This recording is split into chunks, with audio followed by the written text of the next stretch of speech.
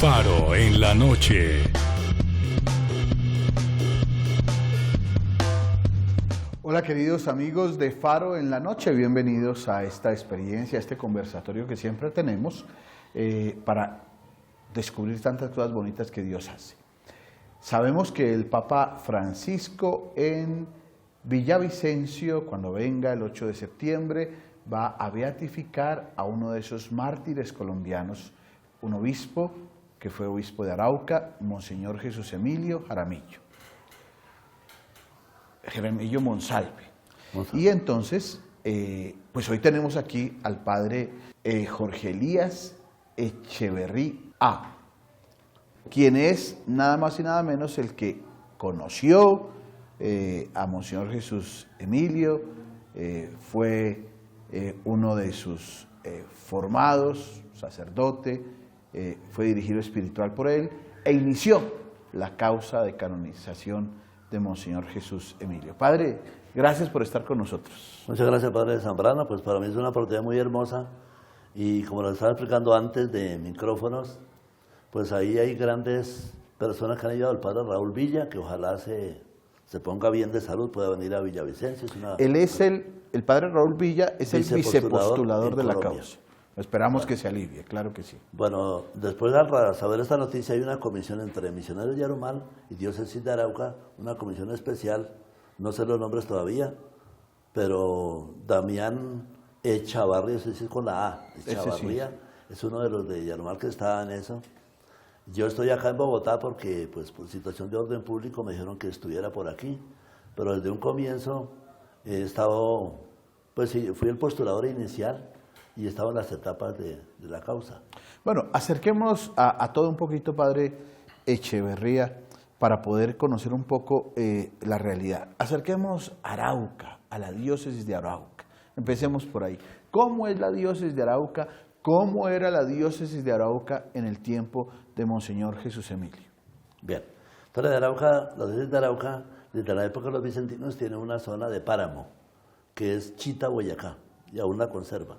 Entonces los misioneros lazaristas o vicentinos dijeron, vamos a pedir una parroquia del páramo para cuando abajo en la selva nos dé paludismo, nos vamos a Loma de Mula, no había aviones ni carros, y en Chita se quitaban el paludismo, incluso ahí está José María Potier, Monseñor Martínez, varios, ahí era su sede, antes de entrar los misioneros de Yarumal. Entonces ahí es el seminario menor, la Milagrosa, que aún conserva su aparato físico, ¿no? Entonces está la zona de páramo. Entonces se va bajando por la selva, lo que es Chipaviejo, se llega a la zona de los Tunebos, que es el Sarare Alto, la zona de evangelización de los indígenas. Más abajo, Sarare Medio, ya entra Gibraltar, Cubará, que es Boyacá, también es de la diócesis de Arauca, y del río Boja va hacia adentro, es toda la intendencia de Arauca, que ahora es departamento. ¿Usted se la conoce todas esas regiones? Sí, yo estuve evangelizando, a veces por la situación del orden público lo cambiaban de una zona a otra.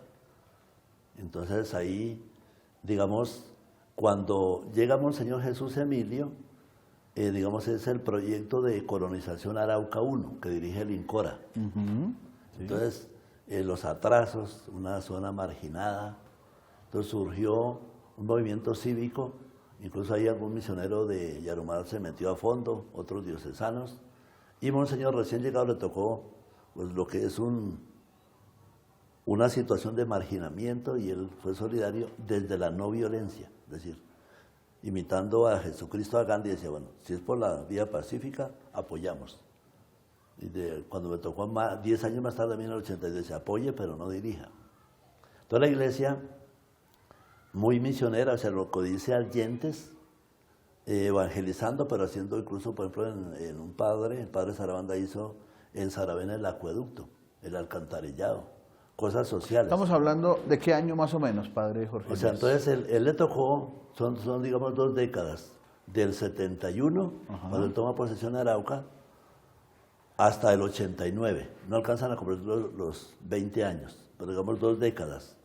Entonces la primera década, del 71, digamos al 82, que fue un segundo movimiento cívico fuerte, él está pendiente de todo. Pero la iglesia, siempre apoyando al pueblo en colegios, en escuelas, y ya, digamos, en la segunda década de digamos, ya en el 72 surgió la idea de crear un centro de formación de catequistas o líderes, y también los hogares juveniles campesinos, y también el fuerte salud, educación, evangelización.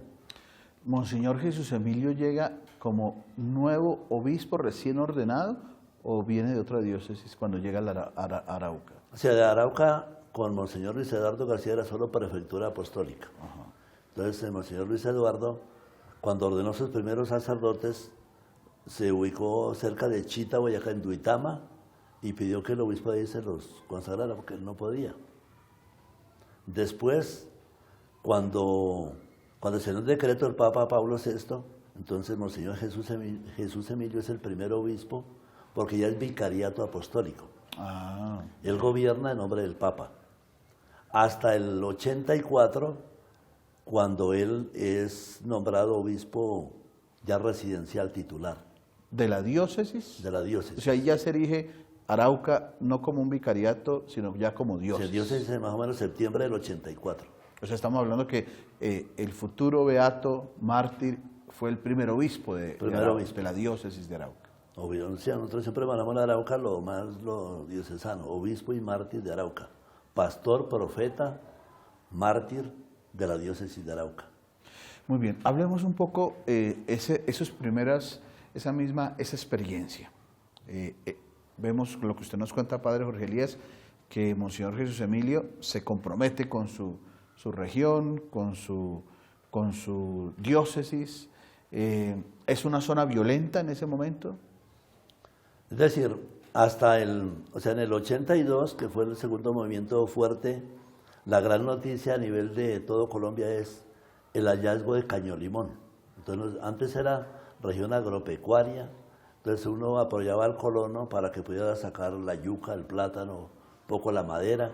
O sea, hasta ahí ese momento se conocía Arauca como la zona ganadera, comida, colonos, no había problema. Sí, ya entra el Incora, el Ica, entonces hay cultivos de cacao en la isla del Charo, en fin. Pero entonces la gran noticia cuando fue ese movimiento cívico, entonces ya la radicalización de esos, del primer paro, del segundo paro, dijeron, bueno, surgen grupos que no veíamos tan claro, pero sí eran grupos subversivos, el Faro, LN. Y de los mismos catequistas que formamos o líderes, uno no sabe, de pronto algunos se dejó llevar para allá. Pero el clero como tal, muy unidos a nuestro obispo, muy unido al presbiterio, una espiritualidad muy alta, permanecimos firmes en lo que es lo cívico, lo pacífico, pero sobre todo la evangelización, acompañada de obras sociales. ¿Qué pasó con el hallazgo de Cañolimón? Bueno, entonces ahí ya los grupos, digamos, yo tengo una tesis para la Santo Tomás, pero no la presenté, me gradué por otra, así verbalmente, ¿no?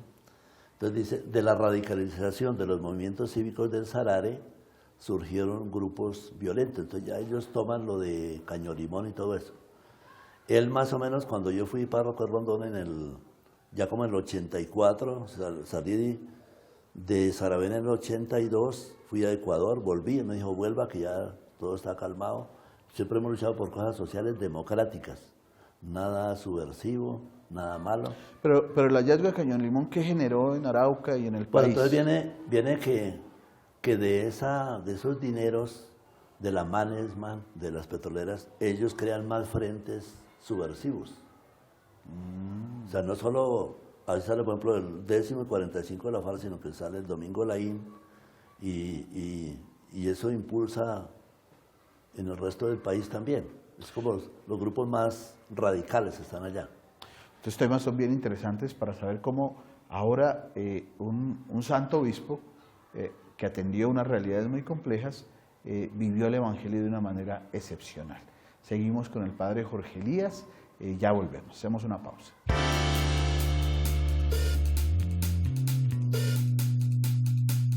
Cuando salí el 82 yo ya no estaba, iba a salir de allá. Entonces él sabía mi lealtad a él y a la iglesia, pero digamos, lo que fue, pongamos, esa etapa del 82 que marcó un camino duro, es lo que le he dicho, o sea, obras sociales, democráticas, obras de promoción humana. Entonces uno dice, bueno, logramos la luz, tumban una torre de la luz. Logramos el puente, el Caranal, tumban el puente. Ya regresamos con Faro en la noche.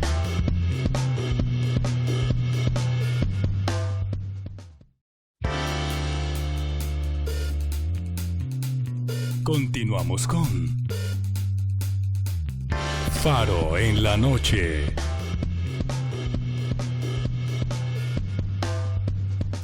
Esta actitud de Monseñor Jesús Emilio al ver que estos grupos empiezan a crecer, estos grupos guerrilleros, que el petróleo pues trae desarrollo, pero también trae otros problemas de corrupción, de violencia y demás cosas.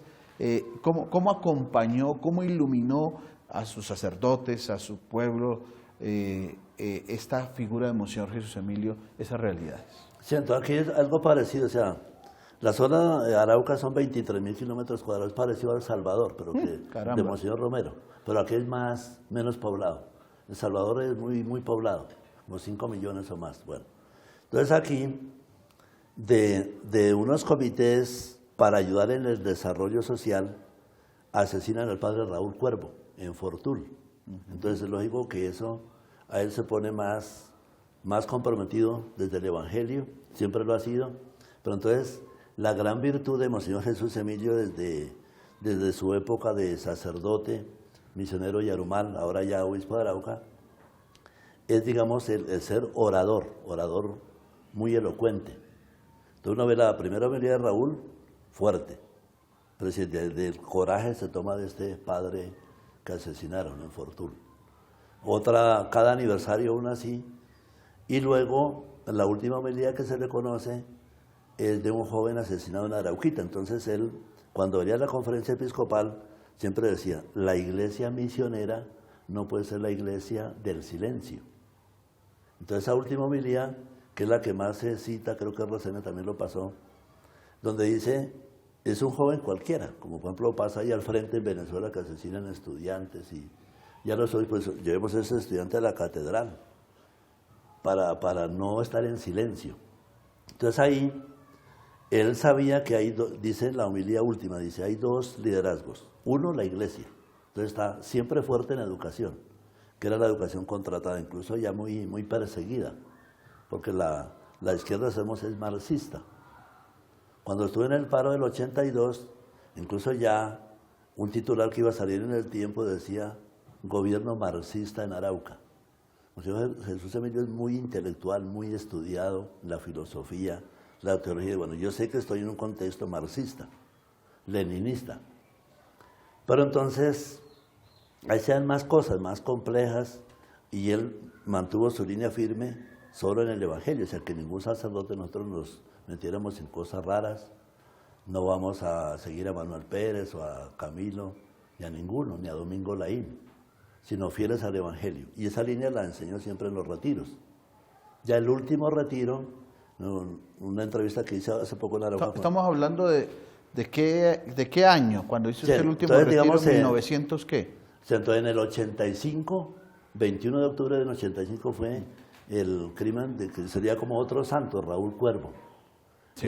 Él venía también misionero, hermano lego de Yarumal, y luego ahí hizo sus estudios, decimos el país a Cuervo, entonces del 85. Entonces cada aniversario 86, la homilía, el compromiso del clero, nuestros retiros cada año, el 87, el 88. En el 88 hubo una dificultad porque decíamos, quitémonos de la educación contratada, porque como nos critican tanto, entonces llevó al nuncio Ángelo Acerbi y al nuncio que fue bogotano, creo que ya murió, Montalvo. Entonces el nuncio Montalvo, que estuvo en Yugoslavia, dijo, pero ¿cómo vamos a entregar la educación si además de evangelizar nos dan un sueldito? O Si yo estuviera en Yugoslavia, que yo pueda nombrar rectores, profesores, no me quito de la educación. Yo era uno de los más críticos y dije, no, pues verdad, porque ¿de qué vamos a vivir? Aquí hubo, ya cuando más adelante se hace el proceso, se demostró que él no se quitó ni un peso de ningún dinero, al contrario, él de su bolsillo, o de la diócesis, del vicariato que era en esa época, ayudó a la educación. Siempre hemos ayudado, salud y educación, y obras sociales. ¿En qué momento la situación se hace tan tensa, digamos, que se genera ya que el ELN lo aprese, lo secuestre y al fin y al cabo acabe con la vida de Monseñor Jesús Emilio? ¿Se veía venir eso? ¿Empieza a tener una tensión, una actitud profética de Monseñor Jesús Emilio que empieza a denunciar algunas cosas? ¿Qué es lo que sucede? Bueno, en el libro Seré Testigo, el padre Manuel Agudelo dice que también hubo sectores que desinformaron, o sea, informaron mal su imagen ante los grupos, pueden ser grupos locales, pueden ser células, puede ser no ser el comando central. Entonces, creo que del sector adventista informaron mal. Ahora, tenemos conocimiento de que algunos educadores que eran fieles a la iglesia después ya se politizaron demasiado, de pronto también informaron mal. Otros sectores también. Pero él seguía firme en la evangelización. Padre, ¿informaron mal qué significa?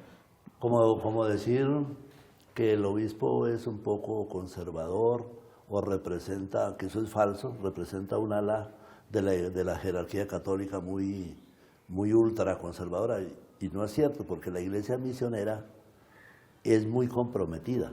O sea, él decía una frase, no solo el sudor en el surco, sino la sangre en el surco. Entonces yo creo que él sintió, así como en serio, es decir, el quiebre se da como en los retiros del 88. Entonces ya hay como amenazas y cosas.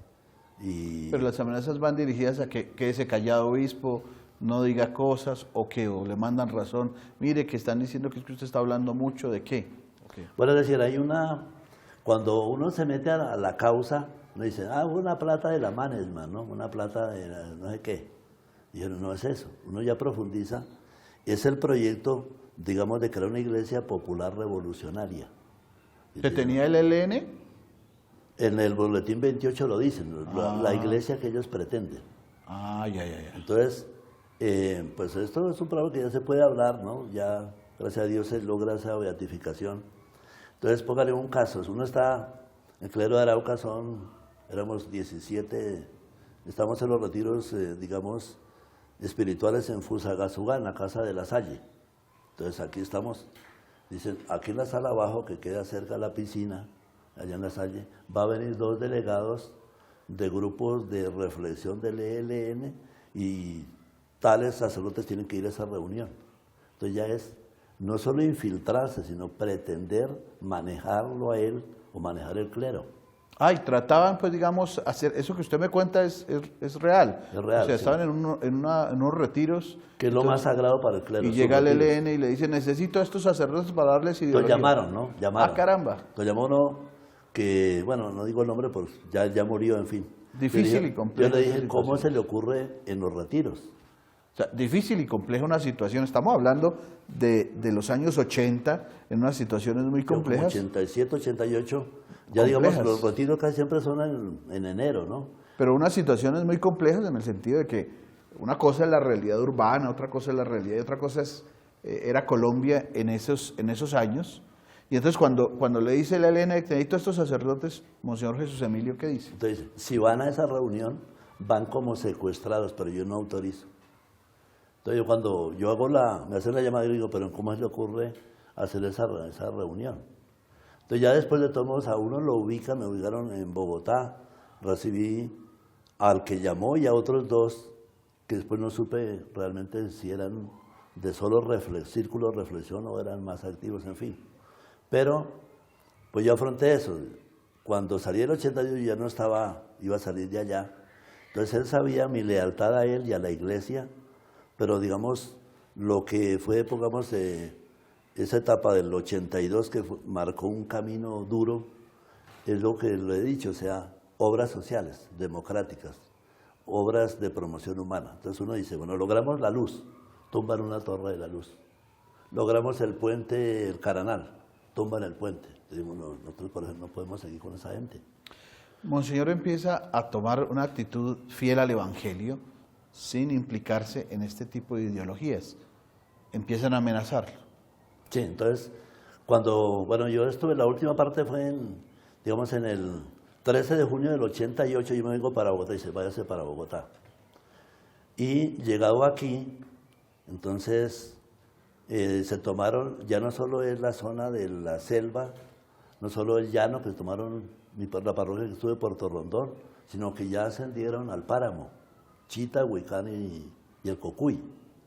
Entonces ya él me había sacado allá, entonces yo vine a visitarlo y le dije, pues si es el caso yo regreso, pronto hay mártires, ya ha habido muchos mártires, entonces a él se le granaron las lágrimas, o sea, se le humedecieron los ojos.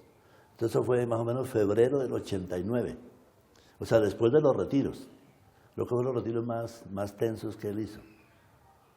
Él después, en ese año 89, ya no fueron retiros para los sacerdotes, sino para seminaristas, los hizo en La Ceja. Entonces en La Ceja, esto lo dicen testigos que estuvieron allá, ya se ordenaron algunos, dice, ¿por qué se juega usted la vida?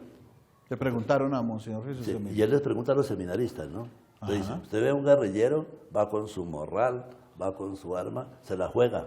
¿Usted por qué se la juega?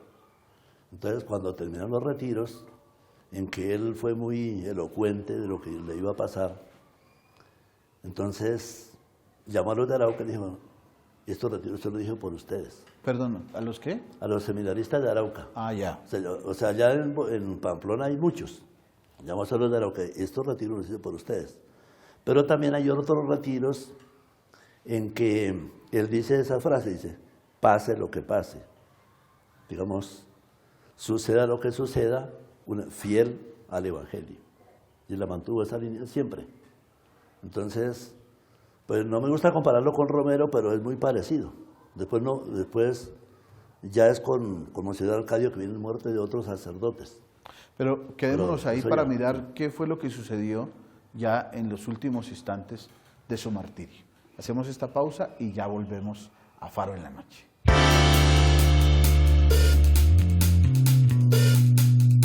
Y llegan en un samurái, llegan otros carros, en fin. Pero entonces una sevicia. O sea, el padre Manuel Agudelo, que escribió el libro, será testigo, él lo describe más.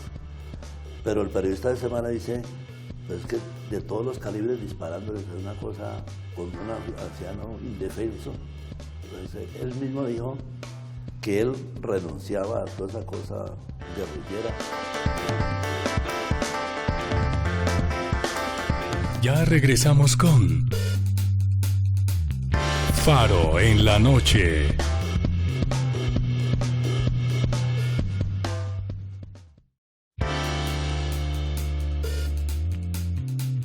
Continuamos con Faro en la Noche.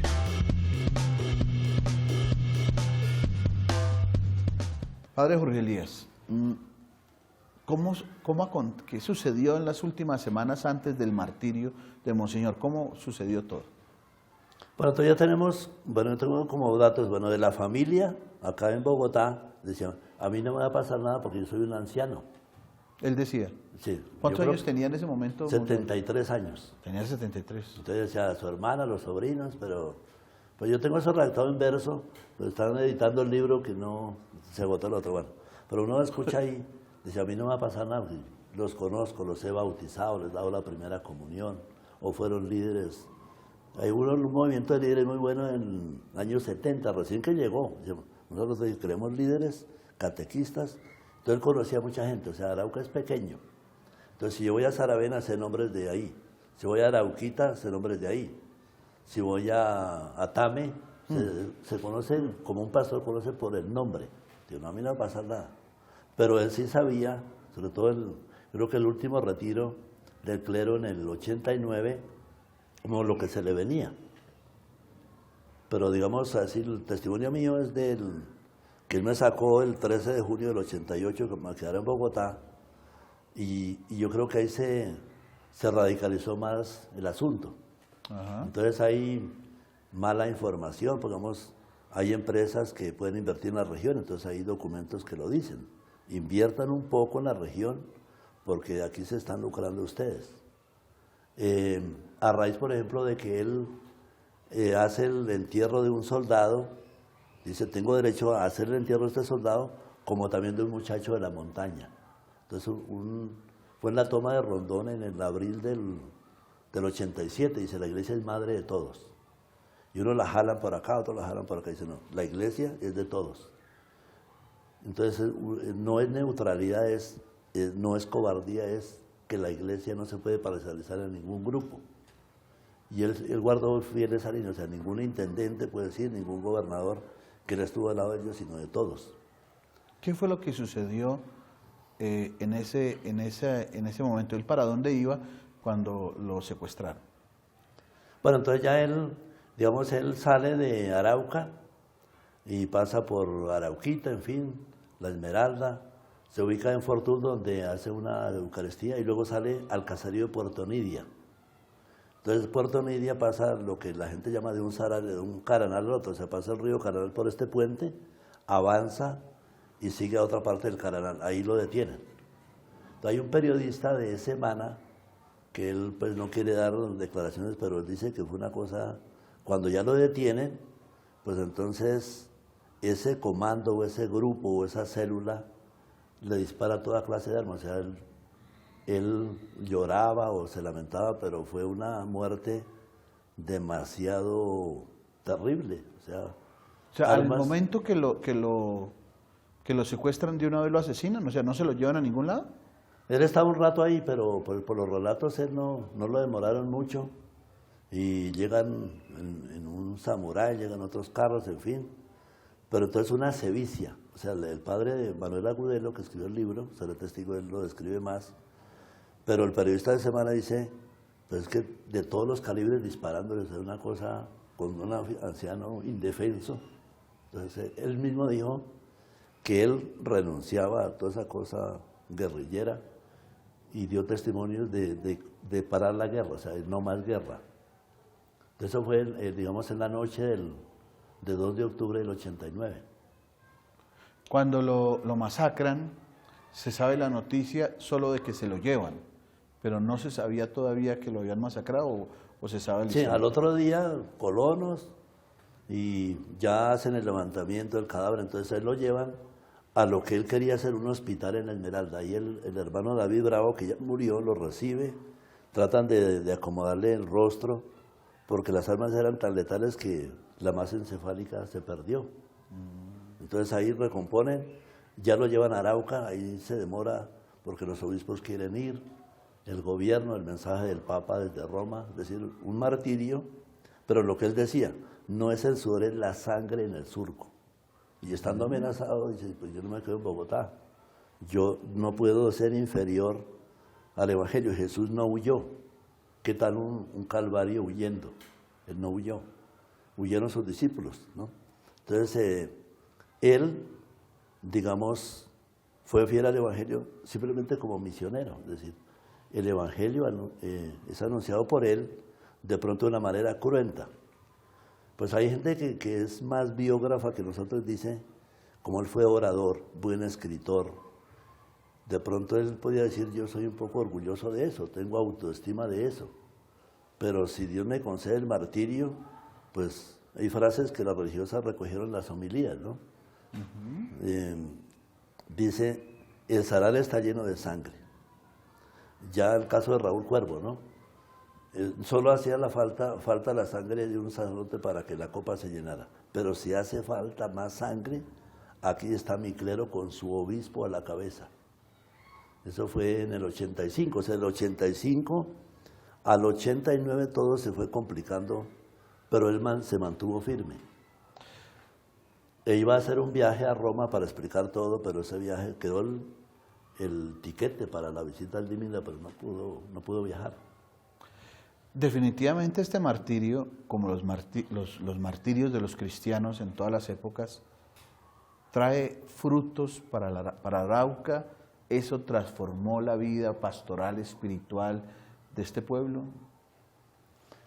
Sí, digamos, cuando ya entra esa la gran estrategia que me parece adecuada de Monseñor Arcadio, que dice, bueno, hay que tomar la figura del mártir y destacarla. Entonces, cada 2 de octubre, marchas, a veces las impedían. Esos sacerdotes se enfrentó a una muchacha de la guerrilla, ¿por qué no se impiden hacer la misa del 2 de octubre? En fin, se hizo, se animaron, y se va llevando eso hasta que ellos reconocen su error. Entonces, muchos sacerdotes, o sea, el administrador apostólico que entró fue Monseñor Alberto Giraldo. Entonces dice, pidamos sacerdotes prestados de otras partes. Y se empezó a abrir mucho clero, líderes muy buenos. Nosotros hemos asumido un liderazgo muy bueno allá, muy positivo, muy creativo. Entonces ya ellos dijeron, no, no se vengan, la gente se nos vino en contra. Entonces el sarareño ha sido evangelizado muy en lo católico. Y como considera esa muerte tan injusta, o se pasan a otro grupo, o sencillamente ya no le caminan a eso. Ahí ha muerto mucha gente de bases sociales, a veces se enfrentaban entre un grupo y otro.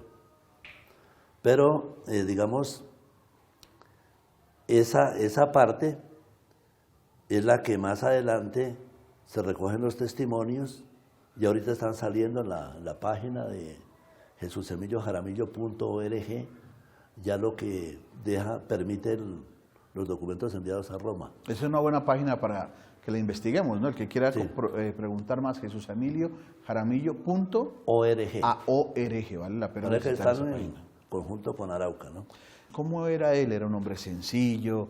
¿Era firme? ¿Era un amigo cercano? ¿Cómo era él? ¿Era introvertido? ¿Era extrovertido? ¿Cómo era Monseñor Jesús Emilio Jaramillo? O sea, pues una persona muy jovial, muy espiritual, tanto allá en Bogotá, aquí en Bogotá como allá, muy devoto de la Eucaristía. Entonces, precisamente una de las reliquias que pidieron fue llevarle el sagrario en que él pasaba horas y horas diciendo, no, yo no me puedo quedar en Bogotá, yo doy la vida allá. O sea, el Santísimo, pero digamos, esa vida de oración viene desde sacerdote, desde seminarista. Hay muchos relatos de exalumnos de Yarumal, o incluso allá la gente sabe que es un hombre de oración.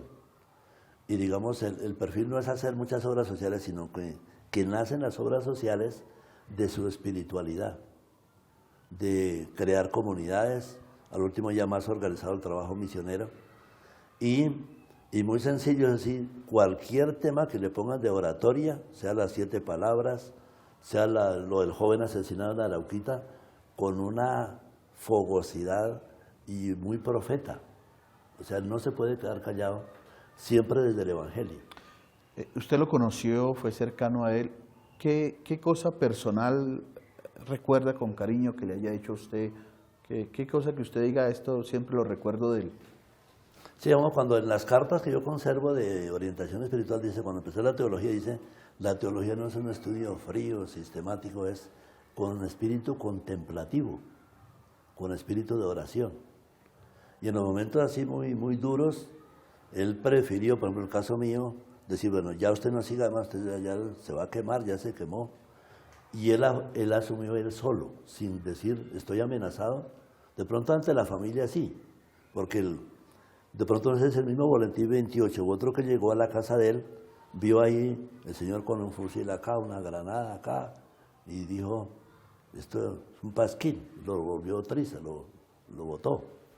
Y él dijo, yo sigo firme con Jesucristo. O sea, la gente conoce a Monseñor Jaramillo en todo el país porque dictó retiros espirituales casi a todas las diócesis, como padre y luego como obispo, incluso fuera de Colombia también. Entonces, la gente dice, yo me acuerdo del retiro de tal fecha, su tono, su oratoria y sobre todo la espiritualidad. Y digamos, en lo de Mariología también, muy firme en lo de Mariología, lo de la Eucaristía, pero sobre todo en la firmeza de carácter. Yo digo, cuando escribo en verso, dice, era fiel a sus principios y firme en su decisión. Entonces eso lo caracteriza, no es una persona mediocre, es de los grandes, y digamos, esa última homilía, dice, le da el carácter como profético. O sea, cuando Monseñor Valencia Cano le manda cartas, recién ordenado obispo, le dice, usted va a ser el obispo comprometido con los pobres. Dice, sí, yo no voy a hacer eso, pero sin olvidar la tradición. Entonces uno encuentra que sabe, o sea, leyó como 800 libros de patrística, de literatura. De literatura es excelente. Belisario Betancourt, que fue alumno suyo, decía, él es el mudo. O sea, lo dice irónicamente para decir, es un hombre de una, o sea, profundo en la teología, pero bien dicha.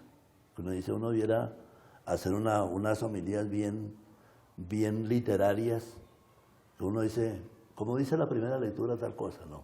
No, él hace un discurso. Una construcción bien montada diseñada y profunda, y con el tono de orador y de buen escritor. Digamos, hay cosas de orador y escritor que están por escribirse. Mojones de la historia, Itinerario de la vida espiritual. Y ya con los misioneros vamos a ver qué se puede publicar. Lo que viene pronto es como frases escogidas, ¿no? Porque esta beatificación nos sorprendió, gracias a Dios que salió rápido. Esta beatificación que el Papa Francisco va a proclamar ese 8 de septiembre en Villavicencio, ¿le genera a usted una reflexión profunda sobre el esfuerzo que debe hacer el ELN para trabajar en la construcción de la paz de nuestro país? Si yo quisiera, pero recordando, a mí me gusta algunas coplitas, pero no soy poeta, ¿no? Pero así, como tomar las frases de Pedro Casaldáliga, el de Brasil, dice, un llamado a los compas, allá compa es el heleno, o sea, camarada es el fariano, a los compas, o sea, compañeros. Si yo digo en Saravena compañero, dice, oh, estamos en zona roja, vamos a decir compañero. Entonces uno se corrige con el otro. Entonces, bueno, a los compas, ciertamente sí. Es el momento de dar el paso, como dice el Papa, o sea, reconciliarnos. Cometieron errores, la Iglesia puede haberse equivocado, pero la Iglesia obró de buena fe. No quiso tomar dinero de petrolera ni nada, sino hacer obras sociales de la comunidad. Entonces, si damos el paso, y allá el Frente Décimo y 45 ya tienen también su zona veredal, las cosas van a cambiar, pero tenemos esa frontera ahí con Venezuela. Yo hago un llamado, por ejemplo, a Gustavo Aníbal Giraldo Quinchí, alias Pablito, y decir, bueno, pues es el tiempo de reconciliarnos y que, digamos, tanto allá como acá, busquemos caminos de tranquilidad, de sosiego y, sí, de pacificación, de reconciliarse, de perdonarnos.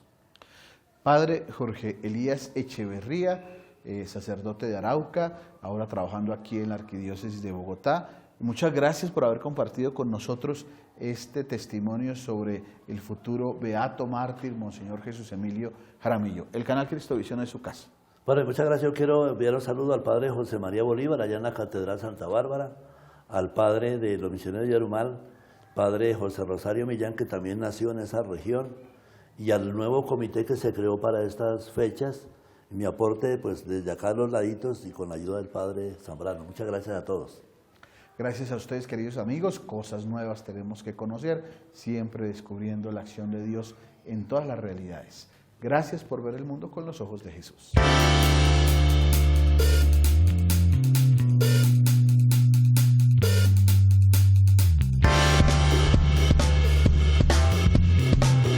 Faro en la noche.